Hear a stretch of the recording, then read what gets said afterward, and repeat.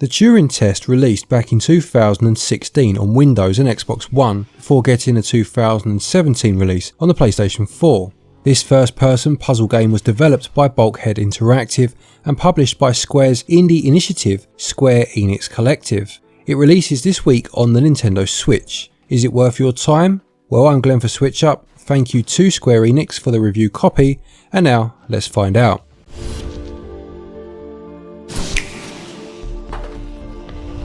You take on the role of Ava, a member of the International Space Agency, who is awoken from hypersleep to investigate a potential problem on a space station based on Jupiter's moon, Europa. You are accompanied by the station's AI, the Technical Operations Machine, or TOM for short, who will speak to you as you delve deeper into the station. The story deals with some interesting ethical issues, and whilst I won't spoil anything, I will say that I did enjoy it and felt it was delivered well for the most part. As mentioned earlier, the basic premise behind the Turing Test is that you must explore the space station in a first-person view, solving a variety of logic puzzles in order to power up doors to be able to progress further into the station. The game is segmented into chapters, with each chapter containing 10 sectors. A sector is basically a room with a locked door connected to the next sector via a corridor. Whilst some rooms are very small and self-contained, others are much larger and more elaborate, with a number of doors or puzzles needed to be navigated in order to unlock the main door and move on. Doors are powered by energy boxes stationed right next to them. There are a couple of different sources of power that can be found and used to power the doors, with the first that you'll encounter being one of these red cubes. These can be picked up and carried by Ava, and slotting them into an energy box by lining them up and pressing A will open the relevant door. The game eases you in, with the first couple of puzzles being fairly obvious and therefore teaching you the mechanics organically, negating the need for a tutorial, which is always a bonus in my book. As well as the red cubes, your main aid in opening doors is your energy manipulation tool, which you pick up in the opening couple of minutes of the game. Its basic function is that it can attract an energy source, storing it into the gun, and then fire it out for use elsewhere. Some of the aforementioned energy boxes will contain a ball of energy, which will be sucked up by the manipulation tool by aiming at them and pressing ZL. Aiming them at an empty energy box elsewhere and pressing ZR will fire the energy ball back out and activate the new door. The energy manipulation tool can be fired through windows and gaps, as well as being able to store up to 3 energy balls at a time, which opens things up for the puzzles to be a little more expansive, with you really having to think about all of your options when trying to solve a problem.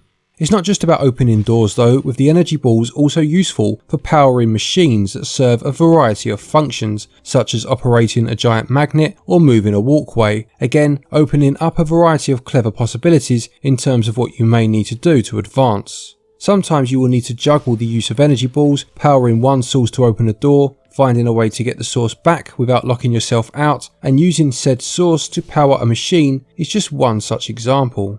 Further additions to this gameplay mechanic are introduced as you play, including switches that will redirect the energy current, pressure pads that will open doors when stood upon, and timed doors and bridges. Whilst this drip feeding of new mechanics is certainly welcomed and does keep you on your toes, it would be a stretch to say that they are enough to keep the game feeling fresh through to completion, as due to the core concept staying pretty much the same and the changes being fairly minor, repetition did start to set in about 2/3 of the way through. Now I will say that one major mechanic is introduced at around this time, which was appreciated, but as soon as it's introduced, it's featured so heavily for the rest of the game that even this starts to feel a bit overused. Another thing is that although generally the difficulty curve was on a nice gentle upwards trajectory, every so often you would have a few simple rooms of just one door that literally took seconds to solve, followed by a really difficult and elaborate one that could have you stumped for quite a while. Strangely, there was also an instance of me getting stuck and not being able to progress due to the order of my placement of cubes and energy balls. I fell off of a top ledge and therefore couldn't retrieve the box I had just placed in order to try and return up there. I had to restart this sector in the end, as there was no way of progression. Now it was completely down to my placement of the items, but just be aware that there are rare occasions where you can prevent yourself from moving on. Thankfully you can restart a sector as well as a whole chapter, so there was no real loss of progress and I learnt to be more careful in future. I must also mention that the character's speed of movement is very fast. There doesn't appear to be any way to slow this down either, and coupled with the constant turning that your character does, it actually made me feel quite sick whilst playing in handheld mode. You can turn the sensitivity down so that the world doesn't spin quite as much when your character turns, but it didn't make much difference for me, and I'm not mentioning it as a negative against the game, more so just to make people that are susceptible to such things aware. I honestly couldn't play it for more than about 10 minutes at a time in handheld mode before feeling sick, and I don't normally suffer from such things. Control wise, for the most part things work well. The manipulation gun is easy to use, and whilst some may lament the lack of gyro aiming, their exclusion didn't really affect the gameplay, with the analog stick more than adequate. There was one late game mechanic that was quite fiddly, and I did find it strange that they decided to assign run to a click of the left stick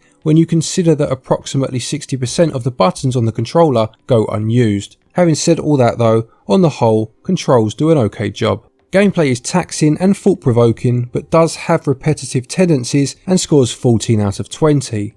Controls do the job well, with a couple of strange choices exacerbated by a lack of customization, and they score 13 out of 20. The Turing Test uses the Unreal 4 engine, and each area is very well designed. There are some truly beautiful set pieces, such as preparing to land on Europa, and the space station itself has a gloriously futuristic, yet ominously foreboding feel about it too. The frame rate was consistent throughout the whole performance, and there were no real drops at all in my time playing the game.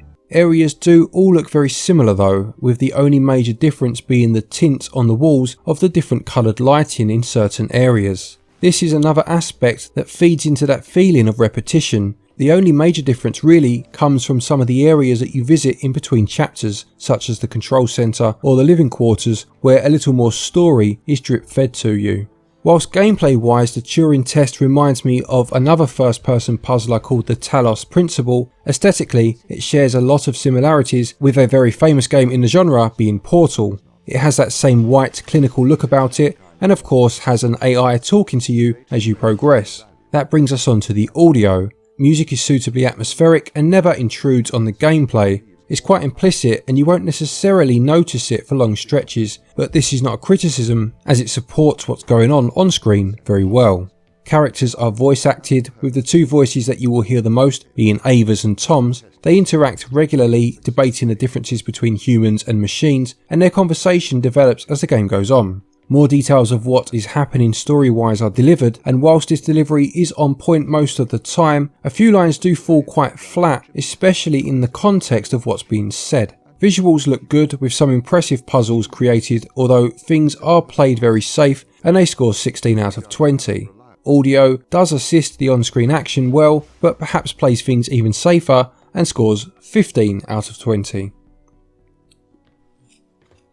The Turing Test costs £15.99, €19.99 or $19.99, and for this price you are getting 7 chapters and a game that will take most people around 5 to 6 hours to complete. There are a few extra areas to find as well, and whilst new mechanics are added fairly often, they never felt different enough to keep things completely fresh, which meant the game does drag a bit around the halfway point. That being said though, it is generally a good experience, and it's also cheaper than similar games on the Switch such as the Talos Principle as mentioned earlier and Cube 2, and value scores 15 out of 20.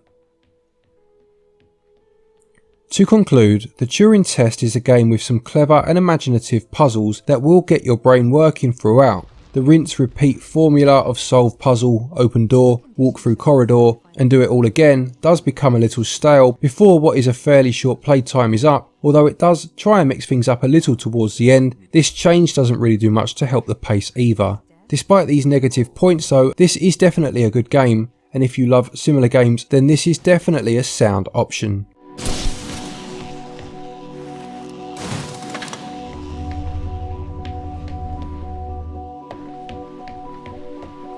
The Turing Test gets a SwitchUp score of 73%.